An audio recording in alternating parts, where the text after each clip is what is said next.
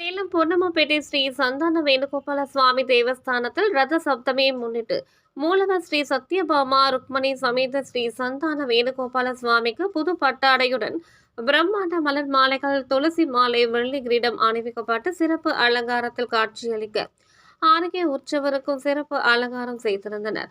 தொடர்ந்து தெய்வங்களுக்கு நெய்வேத்தியம் சமர்ப்பித்து மகா தீபாரதனை காண்பிக்கப்பட்டது. மூலஸ்தானத்துக்கு முன்பு உற்சவர் ஸ்ரீ சந்தான வேணுகோபால சுவாமிக்கு சிறப்பு அலங்காரம் செய்து சர்வாபரணங்களோடு அழகாக காட்சியளிக்க சூரிய பிரபையுடன் 7 குதிரைகள் பூட்டிய வாகனத்தில் எழுந்தருள செய்து தீபம் காண்பித்தவுடன் முக்கிய வீதிகள் வழியாக புறப்பாடு நடைபெற்றது. ஏராளமான பக்தர்கள் கலந்து கொண்டு தரிசனம் செய்தனர்.